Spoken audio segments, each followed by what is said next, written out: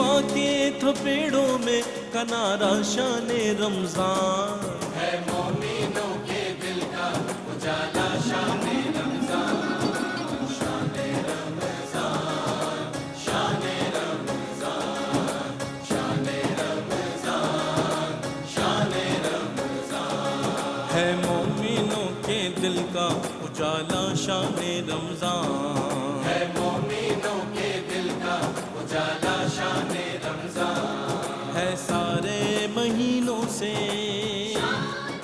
Welcome back नाज़रीन, खैर मकदम है आपका एक मरतबा फिर बज़्म उलमा में नेमत इफ्तार का सेगमेंट। बज़्म उलमा मुल्क पाकिस्तान के मुक़्तदर उलमाए किराम के साथ मुफ्ती मोहम्मद सुहेल रज़ा अमजदी साहब, मुफ्ती अहसन नवीद नियाज़ी साहब, प्रोफेसर डॉक्टर मोहम्मद अहमद क़ादरी साहब आज हमारे रफ़ीक़ सफ़र हैं। इस्लाम का निज़ाम हिदायत, अल्लाह अकबर। जब शैतान अपनी मकरूह चालों से बाज नहीं आता तो रब तआला भी जब चुनता है अपने मुंतखब बंदों को तो उनके क़ल्ब में हिदायत मुंतकिल फरमाता है, उन्हें क़ल्ब सलीम अता फरमाता है। शैतान बेयारो मददगार रहता है उन लोगों पर कोशिश करने में, वो अपने तमाम तर चेलों को भी इस्तेमाल कर ले तो उन लोगों को बदल नहीं सकता, भटका नहीं सकता जिन्हें अल्लाह रब्बुल इज़्ज़त ने हिदायत अता फरमाई। जी हाँ, हिदायत उसी की जानिब से है, हिदायत देने वाला भी वही है, और हम हर नमाज में उसी से हिदायत तलब करते हैं ये कहकर कि इहदिनस सिरातल मुस्तकीम। हम हमेशा उसी से हिदायत मांगते हैं, हम उसी से सीधा रास्ता मांगते हैं, वही हमारा माबूद है, उसी के आगे सर झुकाते हैं। लेकिन एक हिदायत वो है जो वो नसीब करे, ये उसका फजल है। एक हिदायत वो है जिसका मैं उम्र भर तलबगार रहूं और उस हिदायत के रास्ते पर गामजन रहूं कि कल अल्लाह के हुजूर खड़ा हूं तो मौला मैंने अपनी कोशिश पूरी की थी, मैंने अपनी तरफ से कोई कसर नहीं छोड़ी, मगर बशर हूं, खता का पुतला हूं, अगर कमियां रह गईं, गुनाह हो गए, खताएं हो गईं तो तू माफ़ फरमाने वाला गफूर रहीम है। आइए आज इस्लाम के निज़ाम हिदायत पर हम बात करेंगे। कुरान मंबए हिदायत है, अल्लाह अकबर। निज़ाम हिदायत की बात हो, कुरान मंबए हिदायत है। मुफ्ती मोहम्मद सुहेल रज़ा अमजदी साहब इस पर कुछ इरशाद फरमाएं। बिस्मिल्लाहिर्रहमानिर्रहीम। अल्लाहुम्मा सल्लि अला सय्यिदिना व मौलाना मुहम्मदिन व अला आलिहि व अस्हाबिहि व बारिक वसल्लम। मंबा कहते हैं कि जिससे जो है वो चश्मा फूटता हो, कुरान मंबाए हिदायत है। यानी सिर्फ हिदायत नहीं देता बल्कि हिदायत कुरान ही से फूटती है। सुभान जी, इसी से हिदायतें निकलती हैं। सुभान अल्लाह तबारक व तआला इसी से हिदायत अता फरमाता है। हिदायत का माना आम तौर पर इराअतुत तरीक़ भी कहा जाता है कि रास्ता दिखाना। मिसाल के तौर पर आपने मुझसे रास्ता पूछा कि यहाँ से फ़लाँ जगह जाने का रास्ता, मैंने कहा कि इस तरीके से चले जाओ, ये इराअत तरीक़ है, यानी रास्ता मैंने आपको दिखाया। एक होता है ईसाल इलल मतलूब, सिर्फ रास्ता ना दिखाया जाए बल्कि मतलूब और मकसूद तक पहुंचाया जाए। वाह, आप मुझसे कहें कि वो फलां रास्ता, तो मैं कहता मैं वहीं जा रहा हूँ, मे भी आप बैठ जाएं, मैं आपको छोड़ देता हूँ। तो ये ईसाल इलल मतलूब, तो दोनों हिदायतों के माने में आते हैं। लेकिन याद रखें कि अल्लाह तबारक व तआला हकीकी तौर पर सारी हिदायतें अता फरमाने वाला है। फिर उसने कुरान को हिदायत का सरचश्मा बनाकर भेजा। इसी तरीके से हुजूर नबी करीम अलैहिस्सलाम को हिदायत का सरचश्मा बनाया। लेकिन हकीकी तौर पर फ़कत अल्लाह रब्बुल आलमीन है जो हादी है और हिदायत अता फरमाता है ईसाल इलल मतलूब के हवाले से। अच्छा, अब हम देखते हैं कि कुरान यानी किस तरीके से हमें हिदायत देता है। देखिए, मिसाल के तौर पर मैं यानी कोई मुलाजिम है किसी इदारे का और वो मुलाजिम उस इदारे में आकर अपनी मनमानी करना शुरू कर दे और अपने तय कहे कि मैंने ये भी सही किया, ये भी सही किया, ये भी सही किया, लेकिन शाम में उसका ऑनर है और वो कहे कि भाई तूने किससे पूछ कर किया, सही बात, तूने मुझसे पूछा, मेरी जगह है, मुझे कैसे करना है कैसे नहीं करना तो मुझे बताना चाहिए था ना। इसी तरीके से कोई कहीं से माल आया, अब जिसका माल है वो खड़ा हुआ है और मुलाजिम जो है उस माल को दुकान पर रख रहा है, तो ओनर तो कहेगा भाई मुझे दुकान पर नहीं रखवाना था, ये तो माल फलां जगह शिफ्ट करवाना था, आपने मुझसे पूछा। तो ये याद रखना कि जब दुनिया में बंदा आया तो मनमानी नहीं करनी। ऐसा नहीं कि जो मेरा जी चाहे मैं करूं, जिस वक्त जी चाहे मैं सोऊं, जिस वक्त जी चाहे मैं जो कुछ खाना चाहूं खाऊं, मैं जिस तरीके से इबादत करूं, ऐसा नहीं है। اللہ تبارک و تعالیٰ نے قرآن میں اور رسول اللہ صلی اللہ علیہ وسلم نے اپنی سنت میں ساری ہدایات ہمیں عطا فرما دی. سبحان اللہ. قرآن فرماتا ہے نا کہ ان ھذا القرآن یہدی للتی ہی اقوم، کہ بے شک یہ قرآن ہدایت عطا کرتا ہے ان کو جو سیدھا ہونا چاہتے ہیں، جو سیدھا رہنا چاہتے ہیں. یہ قرآن انہیں ہدایت عطا فرماتا ہے. اور ایک بات یاد رہے کہ قرآن اس سے ہدایت دیتا ہے جو ہدایت لینا چاہتا ہے. جو ہدایت نہیں لینا چاہتا، جس کا اندر سے دل ہی خراب ہے، تو قرآن فرماتا ہے کہ یضل بہ کثیرا ویہدی بہ کثیرا. اسی قرآن سے لوگ دلالت پکڑتے ہیں اور اسی قرآن سے لوگ ہدایت پکڑتے ہیں.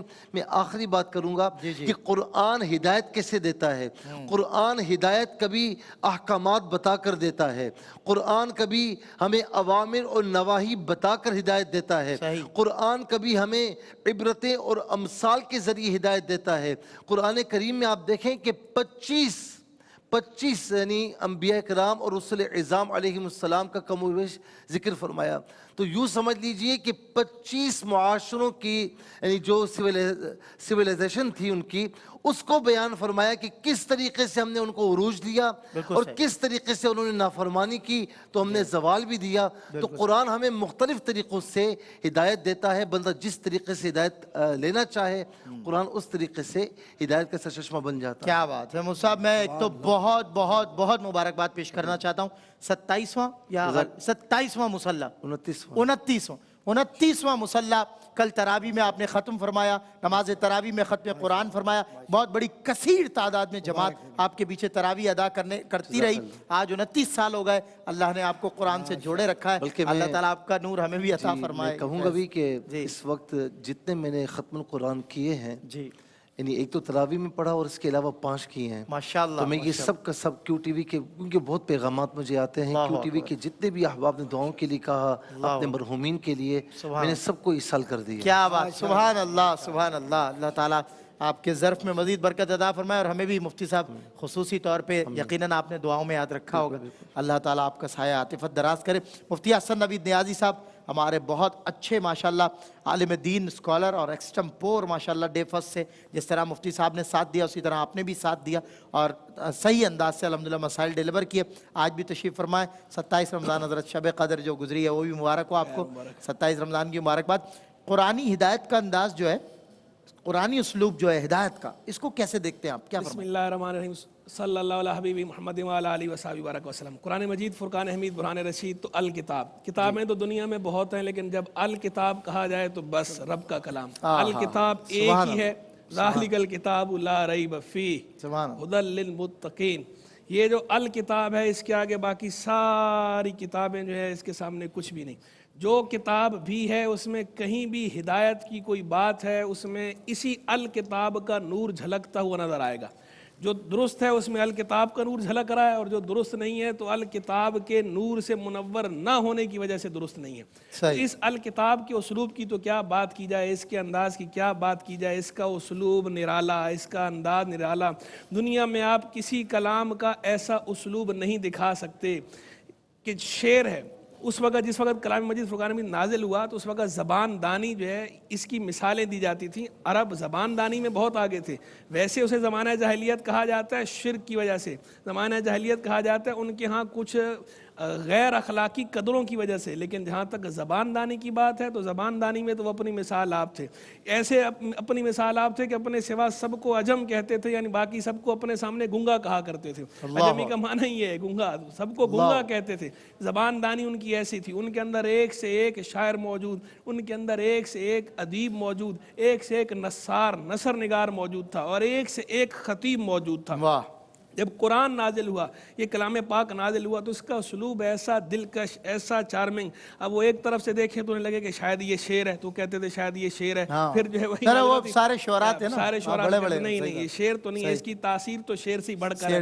پھر جب دیکھتے تو کہتے نہیں نثر، کہتے تھے یہ بیان ہے نا، یہ خطیبانہ بیان ہے. لیکن جب اس کی تاثیر دیکھتے کہتے تاثیر تو اس کی اس سے بھی بڑھ کر ہے. نہیں یہ بیان نہیں ہے. پھر بالآخر جب کچھ نہیں کہہ پاتے کہتے تھے لگتا ہے یہ جادو ہے، یہ سحر ہے، کیونکہ اس کے اندر جو ہے ہے جس طرح بندہ مسحور ہو جاتا ہے, ٹرانس میں چلا جاتا ہے, تو یہ کلام بھی سن کر آدمی کی کیفیت واقعی ایسی ہو جاتی ہے, بندہ ٹرانس میں چلا جاتا ہے. تو پھر وہ کہتے تھے یہ سحر ہے, لیکن پھر جب اس کے حالات دیکھتے, احوال دیکھتے, اور خود رب کی طرف سے کلام جب نازل ہوتا ہے, یہ سحر نہیں, یہ جادو نہیں. تو اس کا اسلوب تو ایسا ہے کہ جتنے اسالیب کلام دنیا میں رائج ہیں ان تمام اسالیب کلام کی خوبیاں کشید کر لیجئے اور ان کی خامیاں چھوڑ دیجئے, تو آپ کو کلام اللہ میں, اس کتاب میں تمام اسالیب کلام کی خوبیاں نظر آئیں گی, خرابی ایک بھی نہیں. اور پھر خاص ان اسالیب کے جمع ہو جانے کے بعد پھر اس کا اپنا جو ایک رنگ ہے وہ الگ ہی اس کی بات ہے. تو قرآن کے اصول کی تو خیر کیا بات کی جائے, بہت خوب ماشاءاللہ. میرے خیال میں جو ہے وہ جی بریک ہے, معذرت,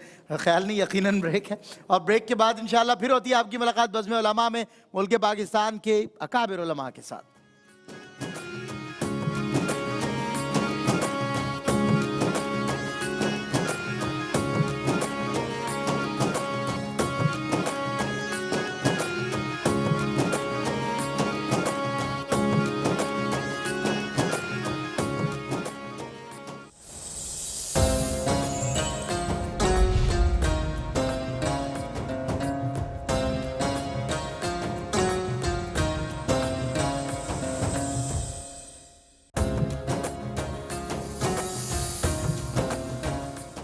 اللهم أجرني من النار.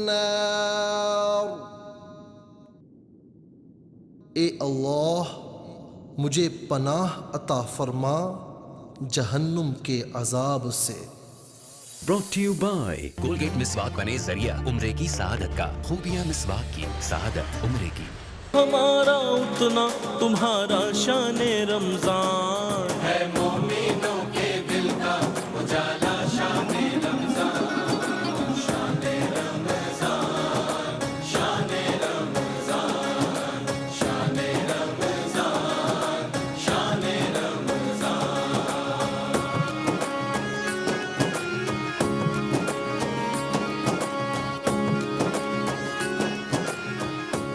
جی ویلکم بیک ناظرین, خیر مقدم ہے آپ کا بزم علماء میں ملک پاکستان کے اکابر علماء کرام کے ساتھ مفتی محمد سہیل رضا امجدی صاحب, مفتی احسن نوید نیازی صاحب, پروفیسر ڈاکٹر محمد احمد قادری صاحب رفیق سفر ہیں. نظام ہدایت پہ بات ہو رہی تھی, جی اختتامی کلمات آپ کے. تو میں گزارش کر رہا تھا کہ وہ سارے اسالیب جمع کیجئے تو قرآن ایک طرف اور سارے اسالیب کلام ایک طرف, قرآن کا پلڑا بھاری ہے. اور وہ لوگ کہ جو زبان دانی میں اپنی مثال عام تھے اور آپ تھے اور باقی سب کو گنگا کہا کرتے تھے, ان کے بارے میں مفتی اعظم ہند نے بڑی پیاری بات کی. حقیقت میں ان کی تصویر کشی کی, سکیچ کھینچا کہ جن کا دعویٰ تھا ہم ہی ہیں اہل زبان, سن کے قرآن اپنی زبانیں دبا کر چلے, پھر آگے یوں ہیں دبے لچے فصحا عرب کے بڑے بڑے, کوئی جان منہ میں زبان نہیں بلکہ جسم میں جان. آگے قرآن کا اسلوب ایسا موجز, اس کو جو موجزہ فرمایا گیا نہیں, عاجز کر دینے والا, عقل کو عاجز کر دینے والا, کہ عقل اس کی مثل کلام نہ لا سکتی ہے, نہ اس کی مثال کوئی پیش کی جا سکتی ہے. تو قرآن مجید فرقان حمید کا اسلوب تو ایسا. آپ پھر دیکھیے کہ پچھلی قوموں کے احوال اور قصص اس کے اندر بیان کیے گئے, کیونکہ انسانوں کے اندر موٹیو ہوتا ہے, ایک محرک ہے, انسینٹیو ملتا ہے, انسان اپنے جیسے انسانوں کے احوال سنتا ہے تو ان کو دیکھ کر ترغیب بھی حاصل کرتا ہے اور ترہیب بھی, یعنی بچتا بھی ہے. تو قرآن کے اندر پچھلی قوموں کے احوال قصص بیان کیے گئے تاکہ ان کو دیکھ کر بندہ ترغیب حاصل کرے. بالخصوص بنو اسرائیل کے واقعات بیان کیے, کیونکہ پہلے منصب امامت پر وہ فائز تھے, تو بیان کیے تاکہ پتہ چلے کہ منصب امامت پر فائز وہ کیوں نہیں رہ سکے, ان خرابیوں سے بچنا ہے. تو تبشیر اور انذار, خوشخبری دینا اور ڈرانا, دونوں چیزیں ساتھ ساتھ آپ کو نظر آئیں گی, پیرالل نظر آئیں گی. اور مثالوں کا جو اللہ نے انداز اختیار فرمایا کہ جا بجا مثالیں بیان فرمائی ہیں. وَتِلْكَ الْأَمْثَالُ نَضْرِبُهَا لِلنَّاسِ لَعَلَّهُمْ يَتَفَكَّرُونَ, اور یہ مثالیں ہم لوگوں کو بیان کرتے ہیں تاکہ وہ تفکر کریں, تاکہ غور و خوض کریں. جو لوگ اللہ کے سوا بتوں کو اپنا مددگار بناتے تھے, مثال دی مکڑی کے گھر کی, مکڑی کے جالے کی, اور فرمایا وَإِنَّ أَوْهَنَ الْبُيُوتِ لَبَيْتُ الْعَنْكَبُوتِ, کہ سب سے کمزور گھر مکڑی کا گھر ہے. طرح طرح کی خیر مثالیں, ابھی وقت نہیں, پھر کبھی انشاءاللہ اس پہ ہم جو ہے وہ تفصیل سے روشنی ڈالیں گے. لیکن بہرحال کلام قرآن کا اسلوب, اپنا اسلوب, جدا گانا اسلوب, نرالا اسلوب, اس کے سامنے باقی سب کلام بھی ہیچ ہیں اور سب اسالیب بھی اس کے سامنے, اس کے آگے سب دبے لچے ہیں. اللہ اکبر. میں جناب پروفیسر ڈاکٹر محمد احمد قادری صاحب کی طرف بڑھتا ہوں. ماشاءاللہ پروفیسر صاحب تو آپ کو پتہ ہی ہے ایک اپنا اسلوب رکھتے ہیں. حدیث ثقلین کی روشنی میں قرآن کریم فرقان حمید کی اہمیت پروفیسر صاحب اگر ڈاکٹر صاحب پتہ چلے اعوذ باللہ من الشیطان الرجیم بسم اللہ الرحمن الرحیم مولا صلی وسلم دائما ابدا علی حبیبک خیر الخلق کلہم یا رب بالمصطفیٰ بلغ مقاصدنا واغفر لنا ما بدایا واسع الکرمی. صاحبان علم و فضل تشریف فرمائیں اس محفل میں، اور الحمدللہ ثم الحمدللہ قرآن کریم کی جس خوبصورت صوت کے ساتھ اور عقیدت کے ساتھ تلاوت کی گئی، اور یہ ادارہ جس طریقے سے لے کر چل رہا ہے، میرے پاس تو الفاظ ہی نہیں ہوتے کہ میں کس طرح تعریف کروں علماء کی بھی اور علم کی بھی اور اس فیض نبوی کی بھی جس طرح سے ظاہر و باطن میں لوگوں کے لیے ہے. لیکن ایک بات عرض کرتے چلوں کہ اقبال نے بلا سبب قاری نظر آتا ہے، حقیقت میں ہے قرآن کی بات نہیں کہی. کچھ تو رازداری تھی اس میں اور کچھ تو تصوف کے معاملات تھے کہ جو پہنائیوں اور پنہائیوں میں سے گزرتے ہوئے اس راز کو جس کو لباس الفاظ کہا جاتا ہے رب کا، یہ قرآن، ان کو الفاظ میں صرف لباس دیا گیا ہے، ورنہ حقیقت میں اگر قرآن قلب مصطفیٰ سے ہم تک نہ پہنچتا تو یہ کائنات، قرآن تو کہتا ہے نا لو انزلنا هذا القرآن على جبل لرأيته خاشعا متصدعا من خشیۃ اللہ. اور حضور نے کیا فرمایا؟ انی تارکم فیکم الثقلین، میں تمہارے درمیان دو اصول زندگی چھوڑے جا رہا ہوں. اور بہترین زندگی کیا ہے؟ بہترین زندگی کیا ہے؟ ایک رب کی کتاب ہے یہ، اور ایک میری سنت ہے. اس کو جب تک تھامے رہو گے کبھی گمراہ نہیں ہوگے، کبھی بھٹکو گے نہیں. ایک اور مقام پر حضور نے فرمایا میں تمہارے درمیان دو بنیادی مبادیات، دو بنیادی اصول چھوڑے جا رہا ہوں، ایک بولنے والا اور ایک خاموش. بولنے والا کیا ہے؟ قرآن. اور دوسرا ناسے کون ہے؟ خاموش، موت. کہا جب تک ان دو کو یاد رکھو گے کبھی بھٹکو گے نہیں، زندگی میں کوئی پریشانی آئے گی وہ پریشانی دور ہو جائے گی. تو پتہ یہ چلا کہ صحابہ سے حضور نے فرمایا کہ دل زنگ آلود ہو جاتا ہے. صحابہ نے عرض کیا یا رسول اللہ صلی اللہ علیہ وسلم جب دلوں پر زنگ آ جائے تو اسے کیسے چھٹایا جائے، ایسے الگ کیا جائے یا صاف کیا جائے؟ تو حضور نے فرمایا جتنا قرآن پڑھو گے تمہارے دل کا زنگ اتنا ہی اترتا چلا جائے گا. ایک مقام پر حضرت امام احمد بن حنبل رحمۃ اللہ تعالیٰ علیہ کا مجھے قول یاد آ رہا ہے جو انہوں نے نقل کیا اور اس کو مختلف کتب میں بیان کیا گیا. آپ فرماتے ہیں کہ میں نے خواب میں رب تعالیٰ کو دیکھا. اللہ اکبر. یہ وہ کہہ سکتا ہے جو رب سے پیار کرتا ہو، رب کی زبان کو سمجھتا ہو اور رب کے کلام کو سمجھتا ہو اور رب کی بارگاہ میں اس طرح سے جھکتا ہو جو جھکنے کا حق ہے. رکوع و سجود اس طرح کو آپ کا پوری توجہ میں چاہوں گا. اب یہ جو توجہ آپ کی ہے یہ قرآن کی طرف توجہ ہے. حضرت امام احمد بن حنبل فرماتے ہیں کہ جس وقت میں نے خواب میں رب کو دیکھا میں نے کہا رب کائنات مجھے تیرا تقرب چاہیے، تیری قربت چاہیے، تیری محبت چاہیے، تیری الفت چاہیے، تیری رضا چاہیے، تیری بندگی چاہیے، بتلا کیسے حاصل کروں؟ اللہ نے فرمایا کہ تو زیادہ سے زیادہ قرآن کو پڑھ کیونکہ وہ میرا تقرب ہے. اللہ اکبر. اور اس کے ساتھ ہی جملہ یہ کہا، امام فرماتے ہیں کہ میں نے یہ عرض کیا کہ خداوند قدوس یہ فرما کہ اگر کوئی شخص قرآن کو سمجھتا ہے یا قرآن کو نہیں سمجھتا کیا وہ دونوں برابر ہیں؟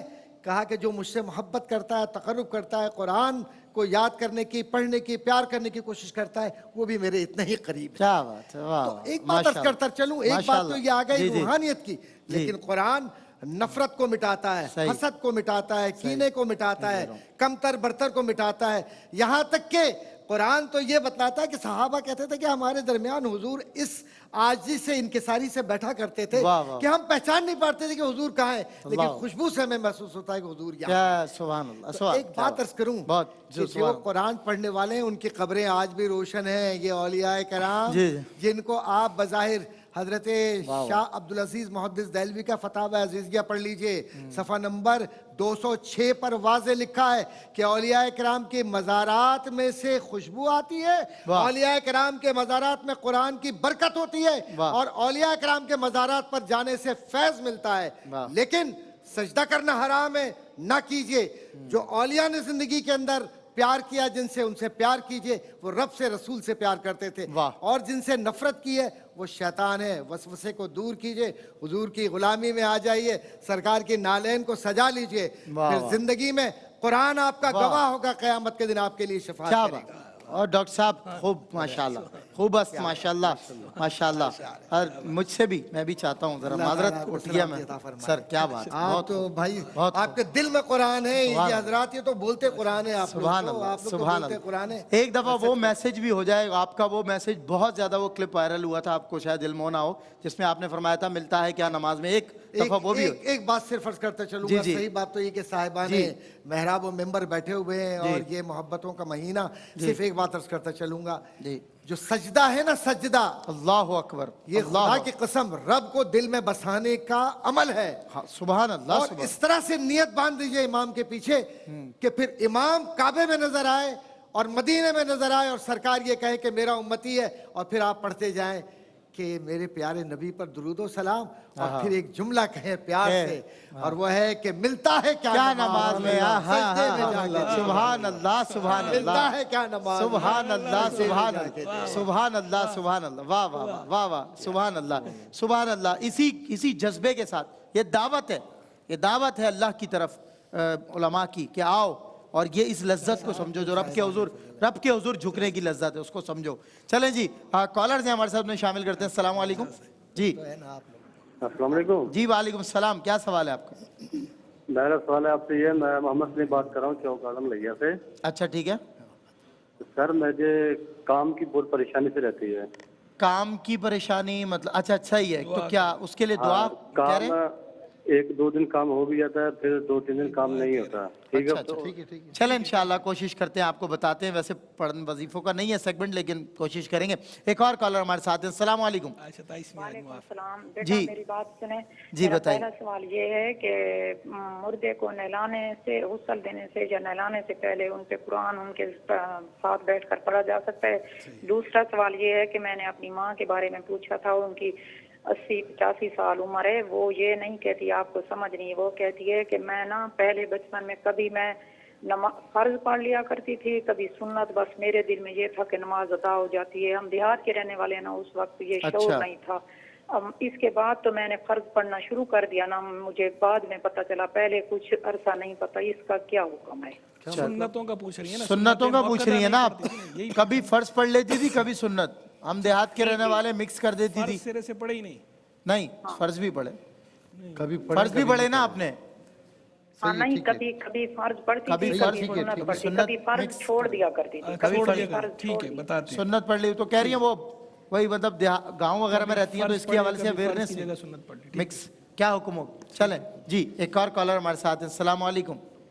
السلام علیکم. وعلیکم السلام. کیا سوال ہے آپ کا؟ جی میرا سوال یہ ہے کہ میرا بیٹی حمسا, اس کی امی کا نام ہے نیلم ہے اور اس کی لڑکی کا نام حمسن ہے, وہ بہت بیمار رہتی ہے, اس کے بارے میں مجھے بتائے نا. ہاں کیا نام ہے اس کا؟ بچی کا نام کیا؟ اس کے ابو کا, بچی کا نام حمسا الیاس. اچھا حمسا. جی اس کی امی کا نام نیلم ہے اور اس کے ابو کا نام الیاس. اس کے ابو کا بھی کام وغیرہ کوئی نہیں ہے, اتنا زیادہ ہم لوگ. چلیں انشاءاللہ وقفہ برائے اذان عصر. دا پرائڈ آف پاکستان قاری وحید زبر قاسمی صاحب انشاءاللہ اپنے خوبصورت لہجے میں اور ایک وجاہت والے لہجے میں انشاءاللہ اذان عصر دیں گے. آپ کو نماز کی طرف بلائیں گے قاری صاحب, اور انشاءاللہ ہم نماز عصر باجماعت ادا کریں گے. اس کے بعد علماء کرام کے ساتھ ایک بار پھر ہوگی آپ سے ملاقات انشاءاللہ اذان عصر اور نماز عصر کے وقفے کے بعد. اللہ اکبر اللہ اکبر اللہ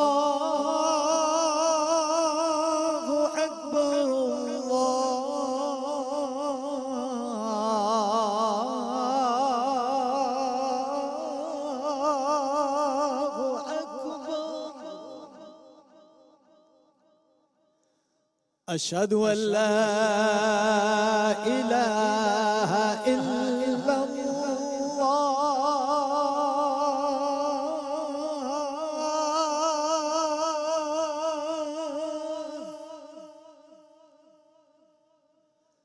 أشهد أن لا إله إلا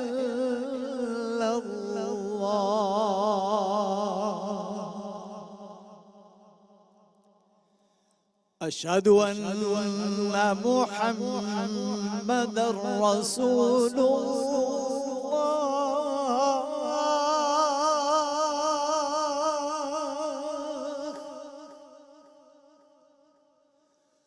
أشهد أن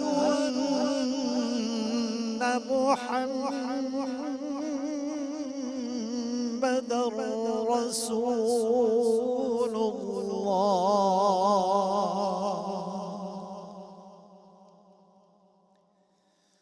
حي على الصلاة.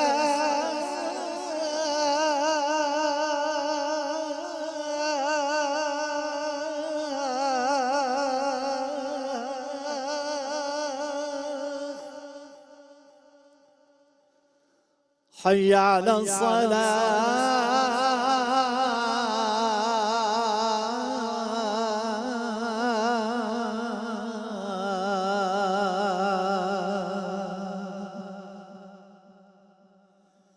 حي على الفلاح.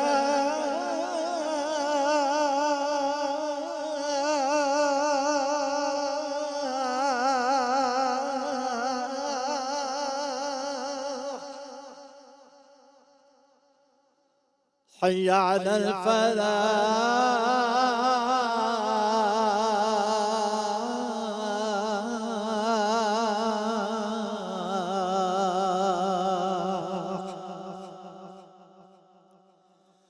الله أكبر.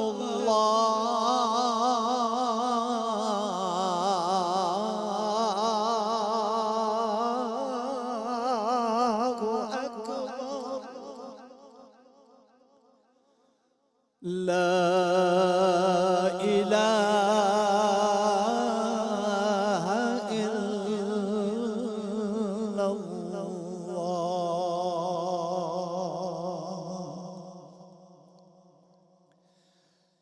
اللهم رب هذه الدعوة التامة والصلاة القائمة آت محمدا الوسيلة والفضيلة والدرجة الرفيعة وابعثه مقاما محمودا الذي وعدته وارزقنا شفاعته يوم القيامة إنك لا تخلف الميعاد.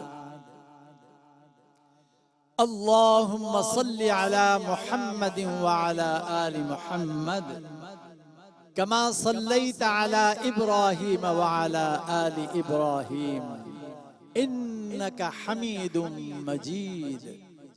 اللهم بارك على محمد وعلى آل محمد كما باركت على إبراهيم وعلى آل إبراهيم إنك حميد مجيد.